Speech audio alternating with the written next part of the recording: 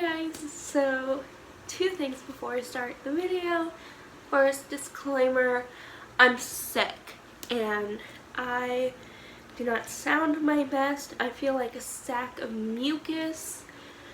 Like, I don't, need to go into detail, but I'm just not thriving at the current time. So, if my voice sounds a little scratchy and deep and wonky, then it's because my throat feels like the Sahara Desert. So I made a New Year's resolution to read one book every single month, and then at the end of the month, then I would make a video talking about the book, what I liked, what I didn't like, reviewing the book. So it is January 31st, so it's officially the last day of January. So the book that I read this month was You, and I still don't know how to say the last name, but Carolyn Keppens. Carolyn Keepens. I feel like if you don't know how to say the author's name, then you sound like a poser, but I genuinely don't know how to say that. I don't know. Can you? I don't know. I would like to be enlightened on how you say the name, but yeah. So first let's talk about how I got into this whole situation with this book. So at work, I heard people talking about this show on Netflix called You, and I was like, what? I've never heard of it. And then they were like, you need to watch it, like you're gonna binge watch it, you're gonna watch it in 2 days. And I was like, okay. So I started watching it and I got through 2 or 3 episodes, and then I was just like,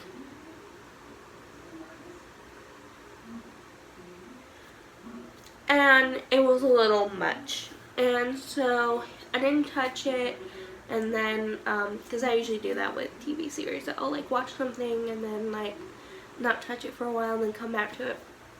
So I was at the mall and I was at the bookstore and I was looking for something to read, and then I saw this and I saw that Stephen King wrote on it, and I remembered this delectable moment in the show where the main character looks at the love interest and he describes, he's trying to figure out what kind of book she's gonna buy, and he says she's too sun-kissed for Stephen King. So I thought that was kind of funny. But so yeah, so that's how we came to this conclusion. And since I've only seen about 2 or 3 episodes of the show, I can't give a fair comparison on the book versus the show, but I'm gonna say the book's better 100%, because the book you get to see the thoughts of the character. I don't know how much I can say without giving away. I'm gonna try to give this review without spoiling. So basically the main character is from first point of view of Joe Goldberg, and Joe Goldberg is a shop attendee. He works at a bookstore and he basically runs it since the old man dipped. Notice me?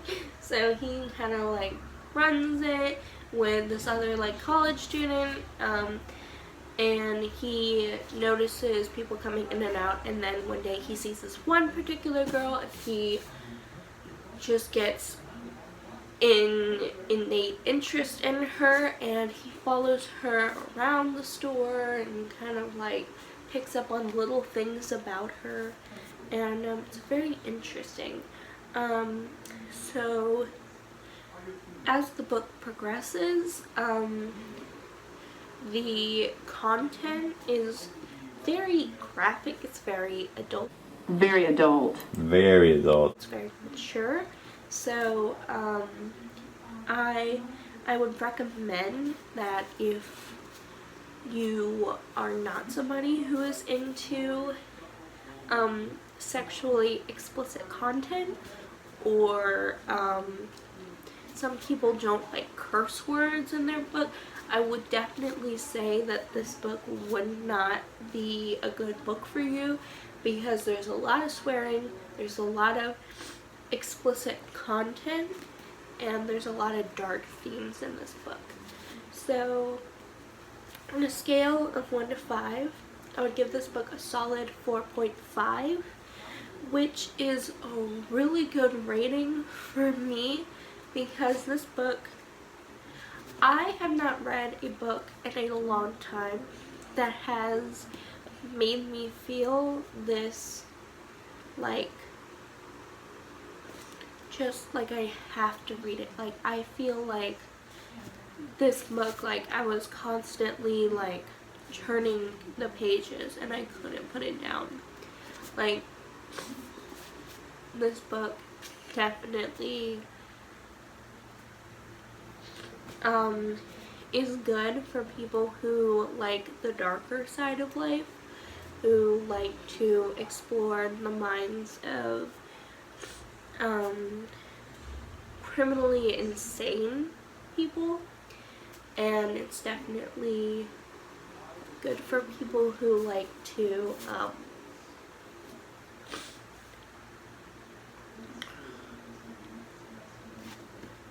it's good for people who want something romantic that's not your typical love story.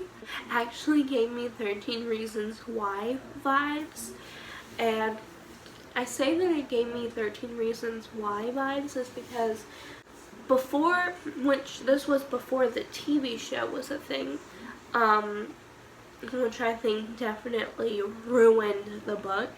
The book was actually not that bad. The book was well written. The only issues I have with the book 13 Reasons Why is that there's not a lot of talk of like the mental health struggles and kind of like the actual what went on inside her head, how it wasn't really explained. It was just kind of like lightly, briefly kind of talked over, and it was more of like a melodramatic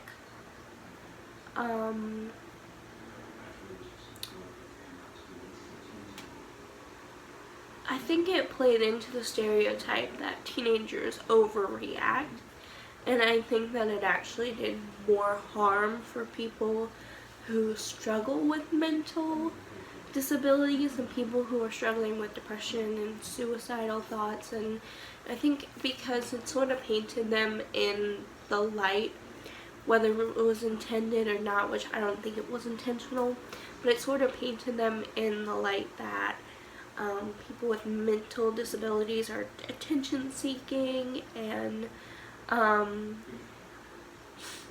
just, you know,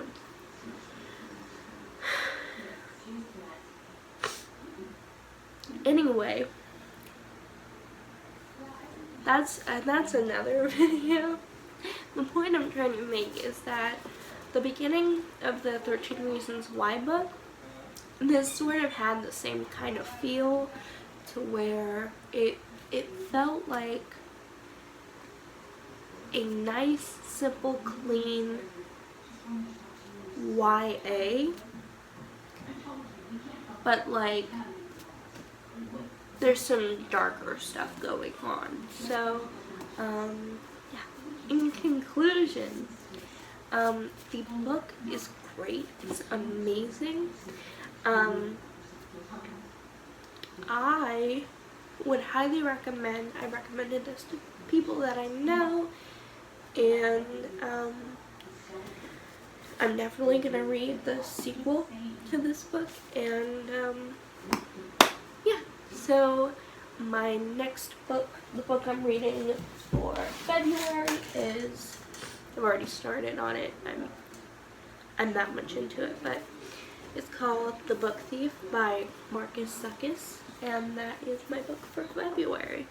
So we'll see you guys later, hopefully when I'm not sick and my voice is back to normal. Until then,